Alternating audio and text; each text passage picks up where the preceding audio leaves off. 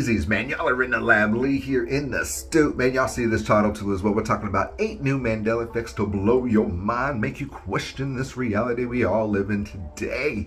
Before we get this all going, man, y'all please sub up to the backup channel you see on your screen. The link is in the description down below. Please sub up. That's the backup channel. In case we have to do something over there, flip over there. In case they try to get me again, you know how they are. You can't catch me, coppers, so please do that. And with these 8 new Mandela Effects that we got today to blow your mind, make you question this reality, this universe, this timeline, please remember some of these might not be new to you, but they will be new to somebody else.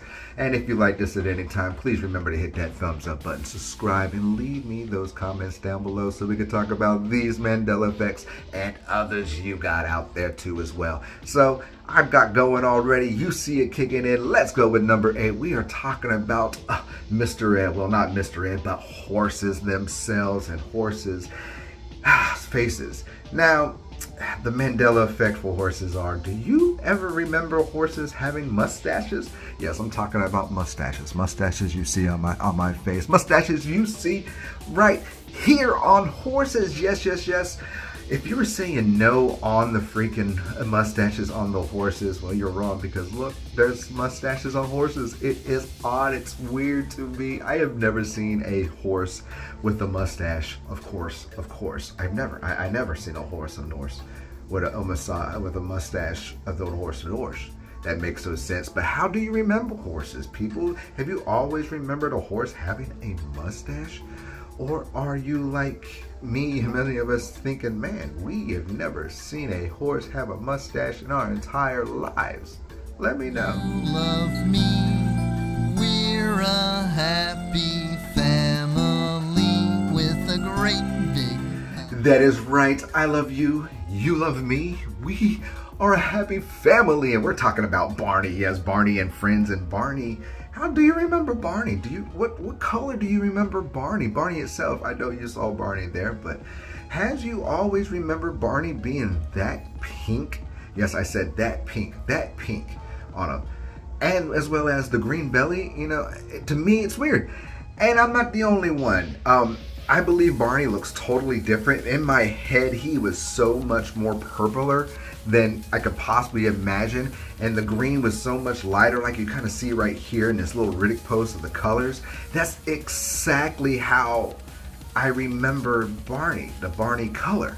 And he looks so odd now to me because he looks so much lighter, as you can see, and the green is so much darker, and it just looks weird to me, and it blows my mind because that's not the Barney I grew up to love, to sing a song about. But how do you remember Barney? As I said, the Barney voice in me. Do you remember Barney being that color?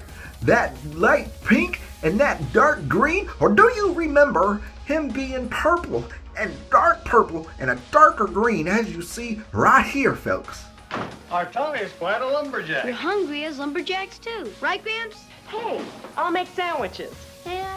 I guarantee 99.9999% of these people in this population, in this world, including yourselves, has had a Sloppy Joe in their lifetime. I guarantee it. I guarantee it. I guarantee it. And if you haven't had a Sloppy Joe yet in your lifetime, you probably haven't been born. You're not old enough to eat it yet. But we are talking about Sloppy Joes and that famous brand of Sloppy Joes, Manwich. Yes, Manwich. As you see it pop up on the screen, is that how you remember Manwich being spelt? Yes, see it right there, Manwich. But then you're asking yourself, yeah, that looks right. But Lee, you're saying Manwich, not Manwich. That's right, I am saying Manwich, M-A-M. Yes, Manwich, because that is how I remember it. And many of us remember this famous Sloppy Joe brand being named, not Manwish, not Manwich. It's so weird to me, Manwich. It doesn't sound right, Manwich. That sounds right to me. I don't know what, but how do you remember that being spelled? Do you always remember it being spelled Manwich? Like the M-A-N? Or like I've been saying it halfway through this segment, Manwich. Right, Oscar? Hi, I'm Oscar, and I'm your friend to the end. Heidi ho! Ha ha ha!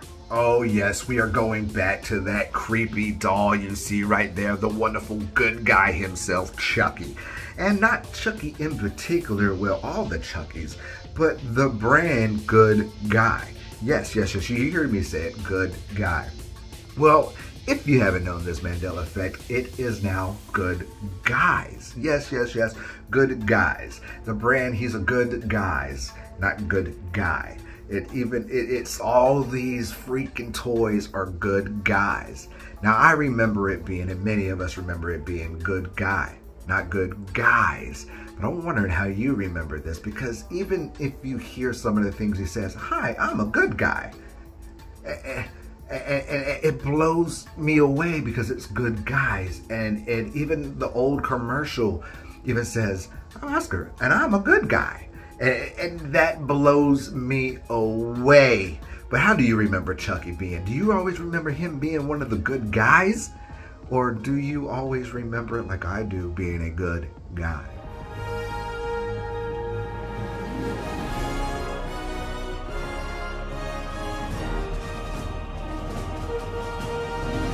That is right, Jim. I am standing here with the guy who made a Mandela Effect that is not a Mandela Effect, and he's standing right in front of your face. It is Lee. Yes, I have to take a Mandela Effect away from the last video. I have to do it, and I'm talking about the Overwatch one. My shun over that. I had, my Mandela Effect, I thought that was one because it was all over the place, is that he was removed from Overwatch. He ain't me removed. He wasn't removed. They even put him back into actually the day after I had posted that video. So in my stakes and my brain, I do say I am sorry for the misunderstanding of that Mandela Effect. I have to take it back. But the real breaking news is that I cannot just take one back and not give you a new one in for it. So here you go. Shawshank Redemption. Yes, you heard me. The wonderful Tim Robinson movie. Morgan Freeman. They're locked up. They're prison. He can just think about escaping and getting free. And man, he gets free. They go crazy. Even Morgan gets free, sets out, goes, finds the box under the tree. But this one has to do with the title of the movie. Now, how many people remember it being Shawshank Redemption? Lee, that's the title, right? But what if I told you it was never that title, never has just been Shawshank Redemption? It is and always has been the Shawshank Redemption. That is right. They threw the Mandela Effect, good old the, back in, and they put it on the Shawshank Redemption. Yes, it is now called the Shawshank Redemption. Always has been, always probably will be, unless they take the away again. But how do you remember this Mandela Effect? Do you always remember this being just called Shawshank Redemption? Or do you remember it like it has always been? The Shawshank Redemption. These pharaohs who imagine they're living gods, they're nothing more than flesh and blood. I want to see them on their knees, begging for it to stop. I'll bring them all into a line to the blessed Lord unto. And yes, we are talking about that book, the greatest book that has ever been sold and told around the world in different forms and frames and languages, written in different ways and depicted by many. And we are talking about the great Bible. Yes, the Bible itself. And shall not worship any other God nor the Lord, whose name is jealous. For his Lord, his name is jealous. That is not right. It's wrong. God's name is jealous. It is a big change in the Mandela Effect in this time and age. It is huge because it never had the name of jealous. Jealous? This blows my mind. It bothers me to the core of my soul and my spirit. It bothers me to the bits because it was never that. It was never worship. Don't worship any other gods. The Lord, whose name is jealous. Jealous was never there, ever, ever, ever. But what do you remember of this? Do you always remember it being the Lord name, whose name is jealous? Or do you remember it differently, like millions of people do?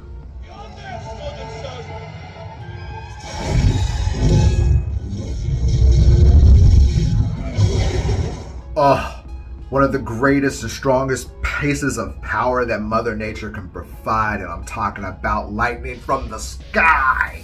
Ah! Yes, lightning.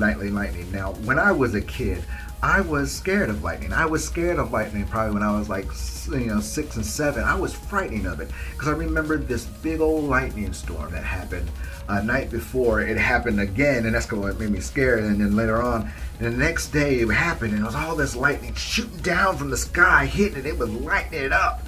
And my mom sat me in front of the slide window, and she taught me and read me what lightning was about, how it does, from the encyclopedia. Yes, encyclopedia for you young kids who don't out there. It was a book where you had to look shit up. We didn't have Google back then. And it taught me, and what she taught me was that lightning came from the sky to the ground, right? Right? Well, it does. It does, but did you know the Mandela effect of this, that lightning comes from the ground? It actually starts from the sky, but it doesn't get there at ground and goes up. Yes, I am telling you, it is part of where, metal really doesn't even affect lightning. It doesn't matter if it's metal or not, because it strikes, but it is crazy that lightning shoots from the ground and not from the sky. And it goes both ways. It does go from the sky, but it does from the ground.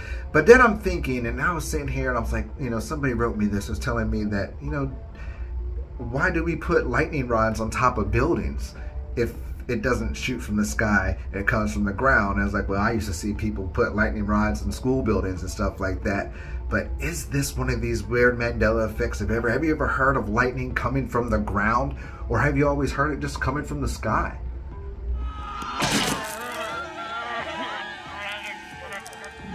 Oh, one of those great thrillers. The ones that gets under your nightmares and destroys your sleep.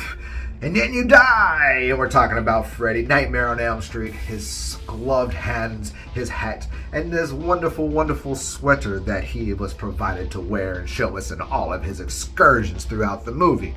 Now, how do you remember Freddy's picture or his sweater? Do you always remember the sweater being red and black? Or do you remember his sweater being red and green? Yes. Which one do you say? Red and black, red and green, or red and black? Well, if you're saying red and black, well, you are completely wrong. Yep, wrong. Ding, wrong. It's always been, always has been red and green. Yes, it always has been red and green. The reason why it always has been red and green is because it was supposed to depict and supposed to present a Christmas sweater. The red and green is supposed to represent Christmas, which even makes it a little bit eerier for that to represent Christmas, don't you think? But many of us, just like myself, remember Freddy's sweater always being red and black. That is correct. I always remember it being red and black. It was a legendary just sweater. To me, it wasn't supposed to represent a Christmas sweater. It was just to reset that damn creepy son of a bitch. And it blows my mind away. I know some people are saying, oh, it's the resolution on televisions back in the day, the colors and all that, the graphic stuff, yada, yada, yada, yada, yada, yada. I don't want to hear it. But how do you remember Freddy's sweater? Do you always remember it being red and black like myself and many others? Or do you remember how it always has been red and green? Oh, another wonderful 8 new Mandela effects to blow your mind, make you question your reality, man. If you did like this at any time, please remember to hit that thumbs up button, subscribe, leave those comments about what you thought about these and the other ones you want to talk about too as well. Don't forget also to subscribe to the backup channel so we can make sure we have that backup channel provided for when we need it.